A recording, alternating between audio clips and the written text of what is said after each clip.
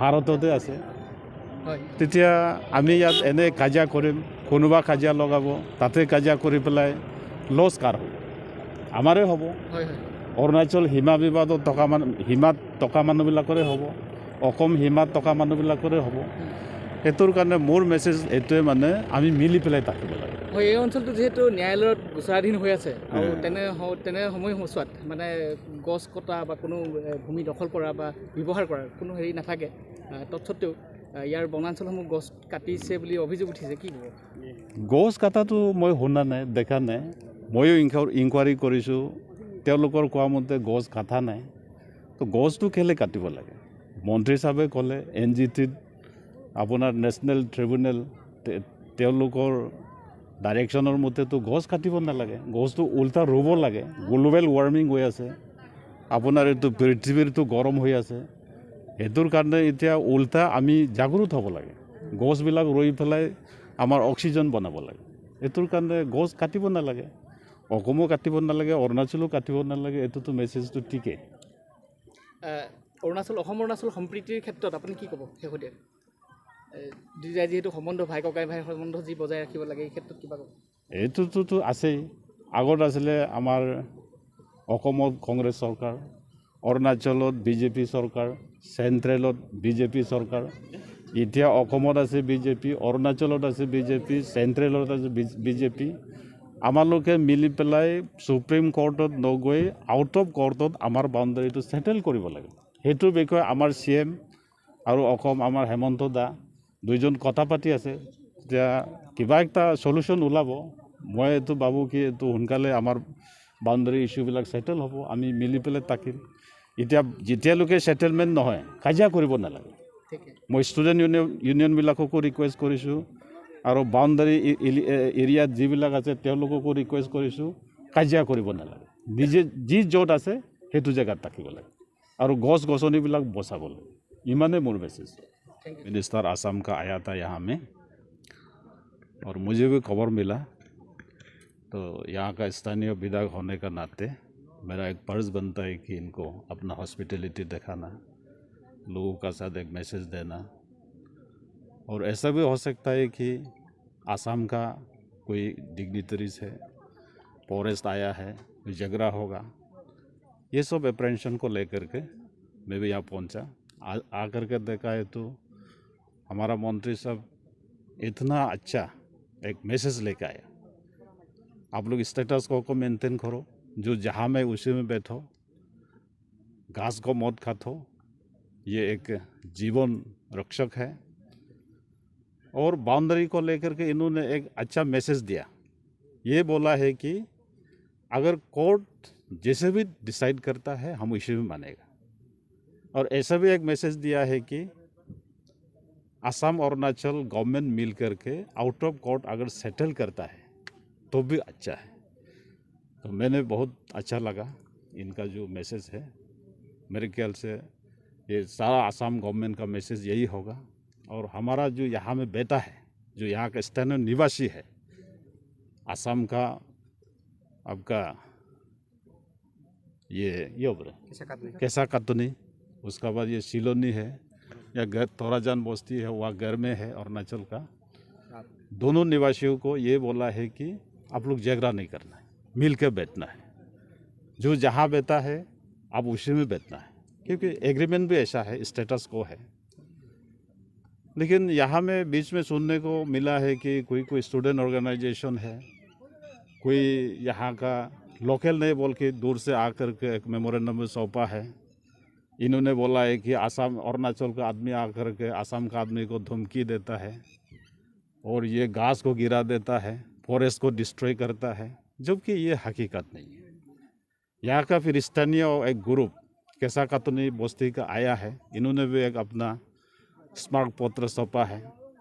इन्होंने बोला है कि हम अरुणाचल असम भाई भाई दोनों मिल कर के अच्छा से बैठा है। लेकिन एक हमारा अप्रेंशन ये है कि असम फॉरेस्ट आकर के हमारा खेती पत्थर को कुटी लगा देता है, मेजरमेंट करता है।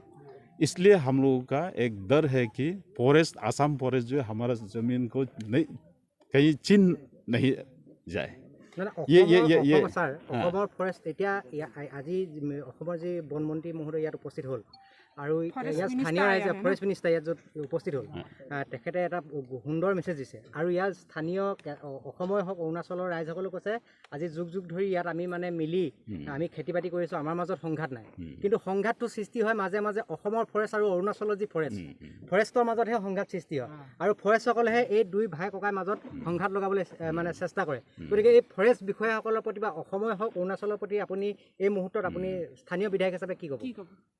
না, মোৰ বেচিছ সেইটোৱে, যেতিয়ালৈকে আমাৰ বাউণ্ডেৰী ইছ্যুটো ছেটেল নহয়, অসম ফৰেষ্টে হওক অৰুণাচল ফৰেষ্টে হওক ইয়াত দখল কৰিব নালাগে।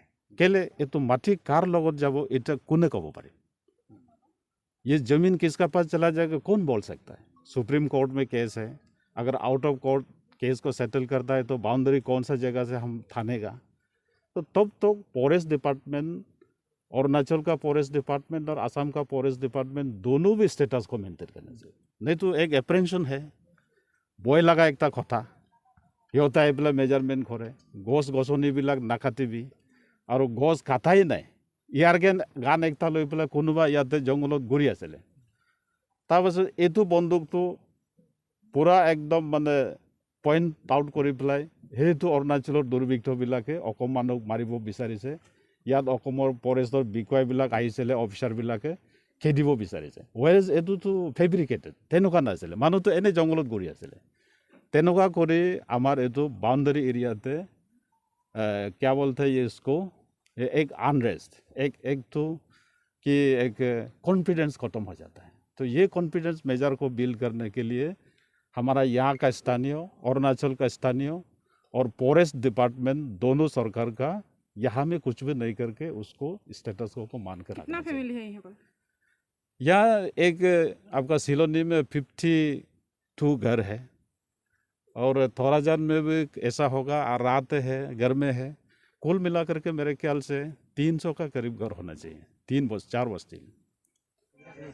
मैं आছোঁ আৰু আমাৰ ভুৱন পেগু ডাঙৰীয়া আছে, আমাৰ বিধায়ক একেবাৰে আমাৰ এই জিলাৰ, আৰু আমাৰ বন্ধু বিধায়ক অৰুণাচলৰ ফালৰ পৰা আজি ইয়াতে উপস্থিত আছে। এই লাষ্ট যি আমাৰ অসমৰ বাউণ্ডাৰী তাৰ লগতে যে সমষ্টিত আমাৰ লগতে আমাৰ DC SP ফৰেষ্ট গোটেইখিনি আছে। তো আমি হয় প্ৰত্যক্ষ কৰিলোঁ ইয়াতে কিছুমান মাটি লৈ এটা বিবাদ আছে, জনতাৰ লগতো বিবাদ আছে। আমাৰ যিটো মাটি, আমাৰোতো মেপ আছে, আমাৰোতো মানে কিবা ক্লেইম কৰাৰ ঠাই আছে নহয়। এই ক্ষেত্ৰত আমাৰ জনামতে যে এটা সুপ্ৰিম কোৰ্টতো কেছ চলি আছে আৰু আমাৰ চৰকাৰ, আমি যোৱা 5 বছৰৰ চেষ্টা কৰিছিলোঁ আৰু এইবাৰ আমাৰ মাননীয় মুখ্যমন্ত্ৰী ডক্টৰ হিমন্ত বিশ্ব শৰ্মা ডাঙৰীয়াই চেষ্টা চলাই আছে যে কোৰ্টেৰ বাহিৰতো যদি আমি কোনো পন্থা ওলাব পাৰোঁ, আমি গোটেইখিনি বহি ইয়াতে আৰু কিমান বিঘা মাটিৰ কথা হ'ব, কাৰণ আমি একেলগতো এটা টাইমত আমি সহমতে আছিলোঁ, কিবা আমাৰ এটা ভাগ হৈছে, ঠিক আছে হৈছে, যেটো হৈছে এইটো লৈ আমি আলোচনা কৰিবলৈ নাযাওঁ, বাট আমি এক হৈ থাকিব লাগে। আমি এই কাৰণে আমাৰ অসমৰ যিসকল ৰাইজ তেওঁলোকৰ লগতে আমি কথা কৈ তেওঁলোকক আমি শান্তি সম্প্ৰীতি আমাৰ অৰুণাচলী যি বন্ধুসকল আছে তেওঁলোকৰ লগতে ৰখাৰ আমি আবেদন কৰিছোঁ। ইয়াতে বেছি মানুহ নাই, 40-45 ঘৰ মানুহ হ'ব অৰুণাচলে। তেওঁলোকে কৈছে বহুত দিনৰ ফালৰ পৰা ইয়াতে আছে, হয় থাকিব পাৰে, এইটো ভোটাৰ লিষ্ট কিবা কিবি এইবিলাকেতো প্ৰমাণ হ'ব নেচাৰেলি। কাজে এই ক্ষেত্ৰত কোৰ্টেৰ যিটো এটা পেণ্ডিং কেছ আছে বা তাৰ বাহিৰতো চৰকাৰৰ এটা চেষ্টা আছে। সেইকাৰণে আমি আমাৰ দুগৰাকী বিধায়ক দুই ডিষ্ট্ৰিক্টৰ, ময়ো ধৰক আমি মন্ত্ৰী হিচাপে আহিছোঁ, একেলগতে আমি পৰিভ্ৰমণ কৰি চাইছোঁ। আমি ইয়াতে ডিছপিউট যাতে নহয় মানুহৰ ভিতৰত, এই কথাটোৱে কৈ আছোঁ। আৰু মাটিৰ যিটো আমাৰ অধিকাৰ, এই মাটিৰ অধিকাৰ আমাৰ সাব্যস্ত কৰিব লাগিব। তেওঁলোকে যদি কয়, অৰুণাচলৰ যদি কয়, তেওঁলোকৰ অধিকাৰ সাব্যস্ত কৰিব লাগিব। কেনেকুৱা তেওঁৰ মাটি হওক, আমি ক'লে আমাৰ কথাটো আমি কম এনেকুৱা, যেহেতু কোৰ্টত কেছ চলি আছে।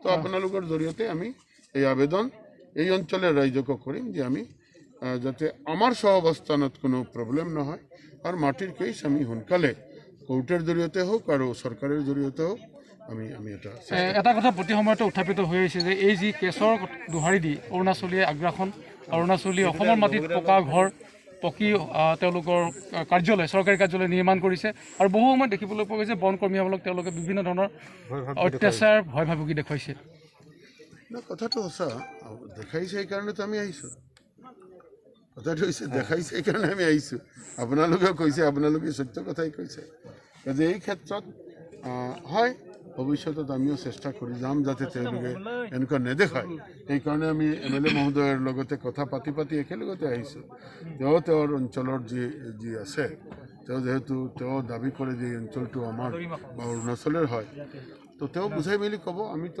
আপোনালোকৰ সন্মুখত আমাৰ ৰাইজক বুঝাই মেলি ক'লোঁ কোনো ডিফৰেষ্টেশ্যন হ'ব নালাগে মই এই কথাটো আপোনালোকৰ সন্মুখত কৈছোঁ আমি অৰুণাচলৰ যিজন MLA বন্ধু তেওঁকো ক'লোঁ ইয়াৰ যিসকলে দাবী কৰিছে যে আমি অৰুণাচলৰ হওঁ আমি তেওঁলোককো ক'লোঁ যে কোনো NGT এনেকুৱা নেশ্যনেল গ্ৰীণ ট্ৰিবিউনেলে পাৰ্মিশ্যন দিয়া নাই যে আমি এটা গছ কাটি ল'ব পাৰোঁ কিবা কাৰণ যদি নাথাকে ইয়াতে কোনো কাৰণ নাই মইতো কৈছিলোঁ যে ঠিক আছে ইয়াতে 20-30 বা 40 ফেমিলি আছে যিটোৱে আছে তেওঁলোকে কৈছে এনেকুৱাই 40-42 ফেমিলি আছে বা 52 ফেমিলি আছে এতিয়া কথা হৈছে মই কৈছোঁ যে ঠিক আছে লাগিলে আমি অসমৰ ফালৰ পৰা গেছ চিলিণ্ডাৰৰ ব্যৱস্থা কৰি দি দিম আপোনালোকে এইটো বন্ধ কৰক আজি এই ক্ষেত্ৰত গছ কটা অসমেৰ হওক আৰু অৰুণাচলৰ হওক কেতিয়াও সম্ভৱ নহ'ব কাৰণ অৰুণাচলত যদি তেওঁলোকে আইন মানে তেনেহ'লে তেওঁলোকে পানিছমেণ্ট দিব লাগিব আমিতো আইন মানি থাকোঁ সীমান্তবাসী সদায় ভয় আৰু শংকাত থাকিব লগা হয় বিশেষকৈ অৰুণাচলীৰ পৰা এই ক্ষেত্ৰত তেওঁলোকে দীৰ্ঘদিনীয়া যি সমস্যা